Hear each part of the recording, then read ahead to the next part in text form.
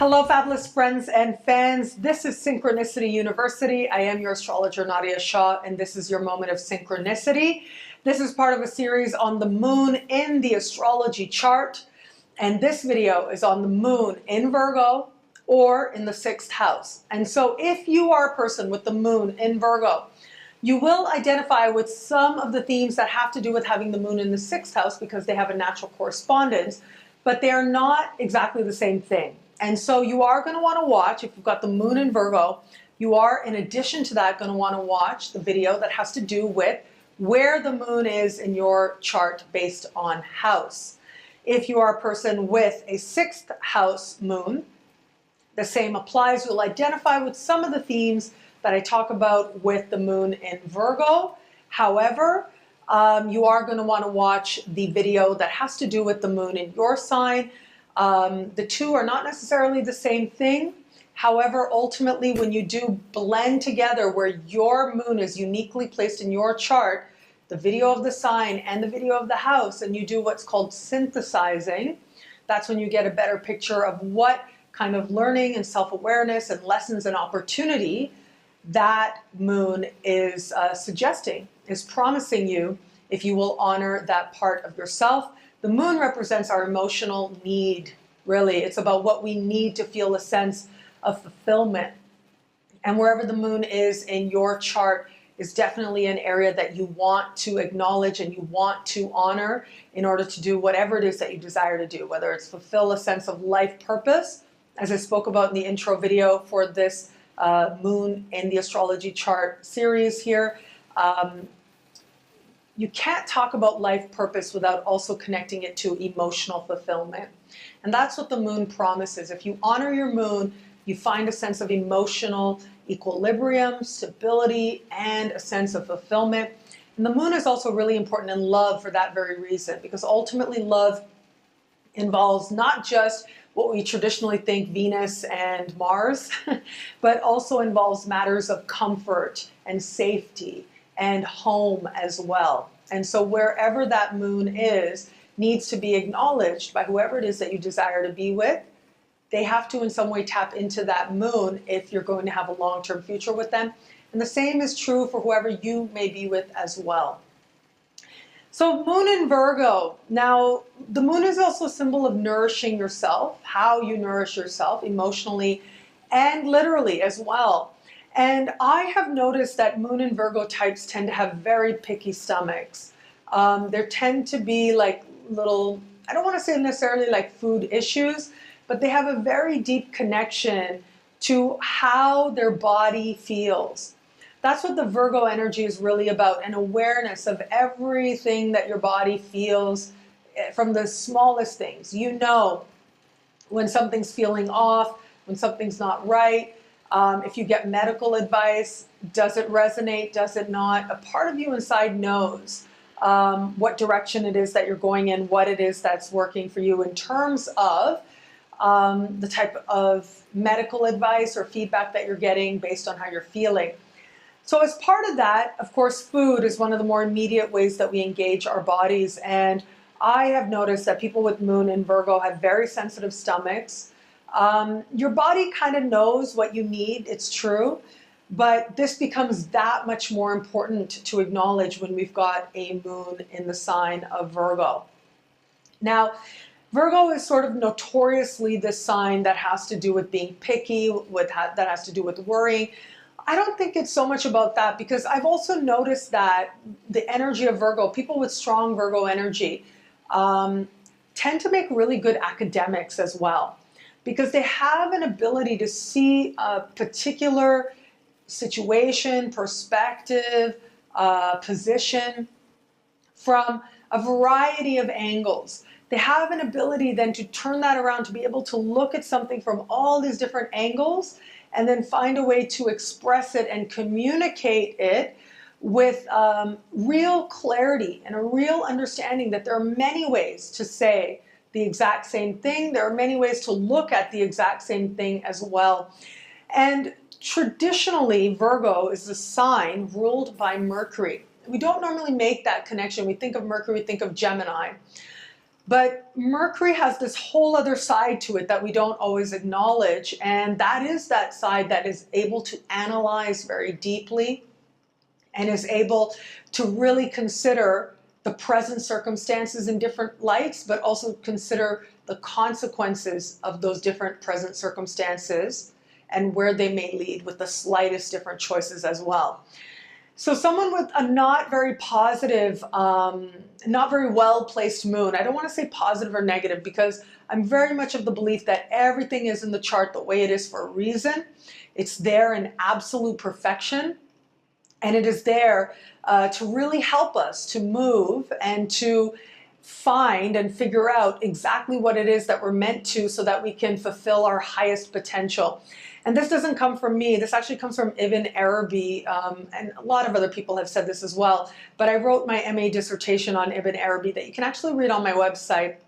And so his work influenced me a lot, and he said that, you know, even those things that we curse, that we think of as liabilities in the chart, are ultimately there for a reason, and they're there so that we can do everything it is that we were created to do, so that we could fulfill the highest potential that was envisioned for us before we entered our bodies, before we incarnated.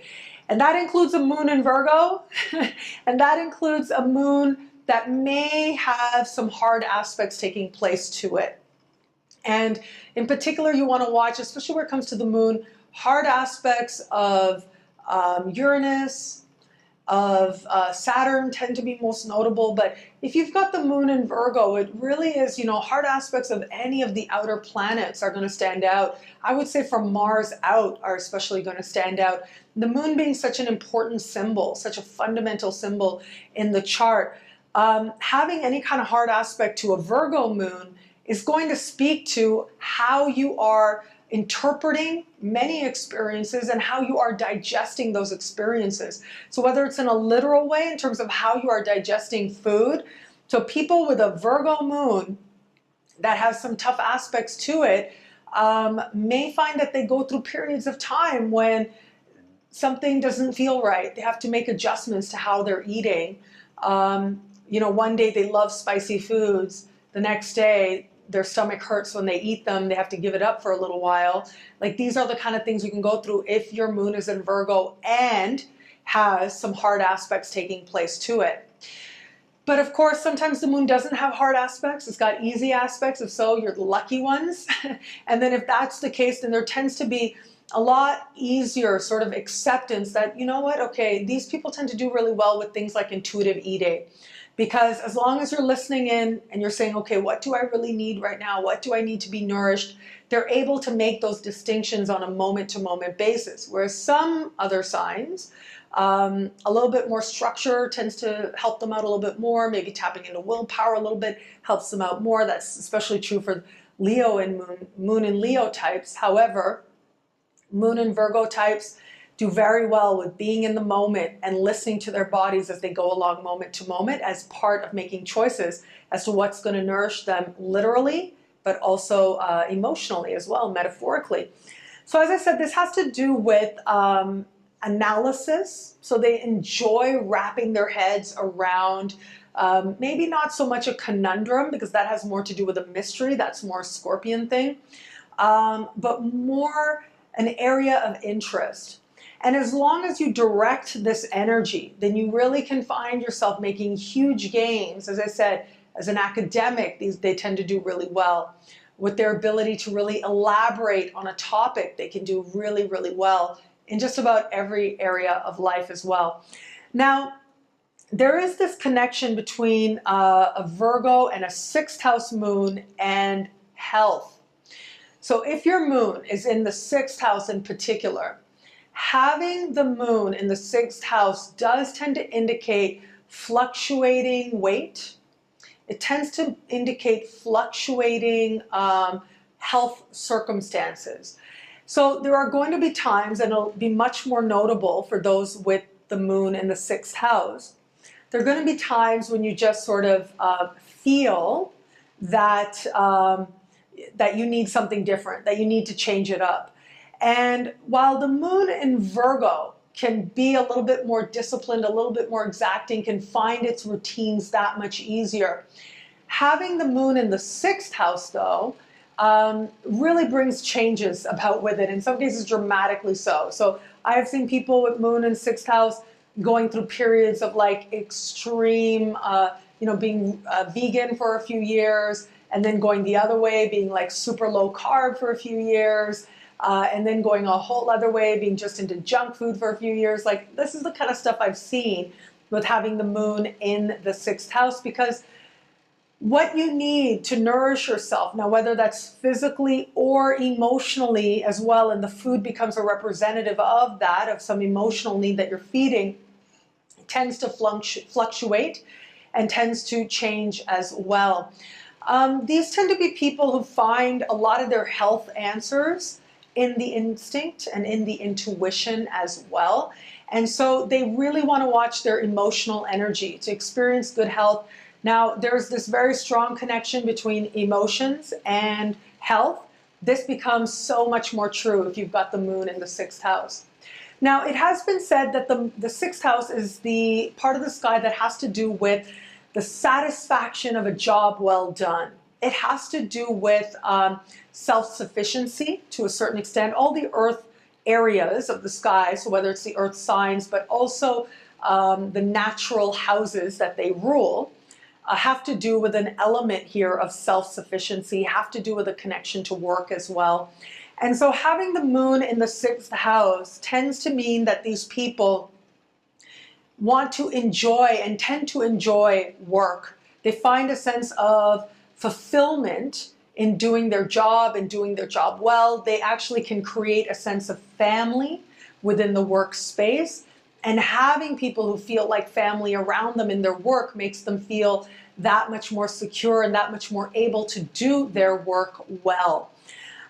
These tend to also be people, it's been said, I think it was Donna Cunningham, I remember reading her book many, many, many years ago, and she said that people with the moon in the 6th house or strong 6th house placements tend to be okay being single. Like, these can be people who are happily single, if you will, because so much of their emotional energy goes into what they're doing in terms of their work, that they find a sense of self-sufficiency so that they don't necessarily need to go beyond that or go outside of that in order to have their emotional needs met.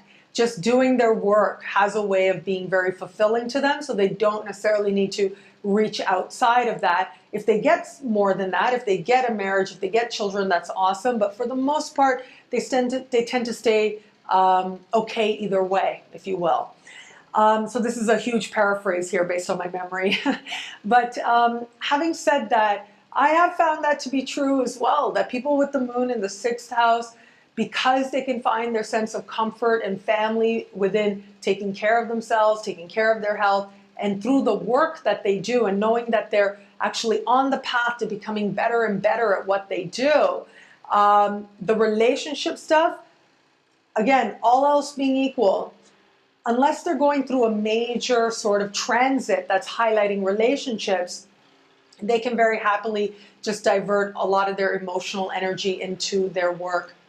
The Virgo energy and 6th house energy needs to feel like it is good at something, needs to actually put in the hours to have that sense of confidence to know it's good at something. To me, Virgo is the energy of the 10,000 hours. And if you've got strong placements here, by moon, by sun, even by ascendant, but also the house. If you've got strong 6th house placements here, these are going to be people who care about being good and are willing to put in the time to make sure that they prove to themselves that they're good, so that then when they go out into the world and other people affirm that they truly are very good at what they do, they naturally accept it and they own it because they've actually put in the time to get to that level of expertise. But they do become experts, and it's important to them over the course of this lifetime to do something where they feel that they have become an expert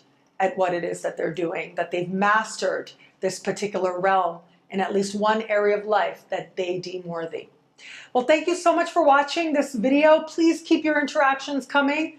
I absolutely love them. Facebook, Twitter, Google+, my website, nadiyashah.com. And the YouTube comments, of course, please like, comment, share, subscribe. I'm so grateful for this moment with you. Until we connect again, take care. Thank you for watching this lesson as part of Synchronicity University. You can go online at synchronicityuniversity.com or click on your screen if you're on YouTube right now to access even more video lessons, to access horoscopes, interviews with some of the most amazing astrologers in the world, and so much more.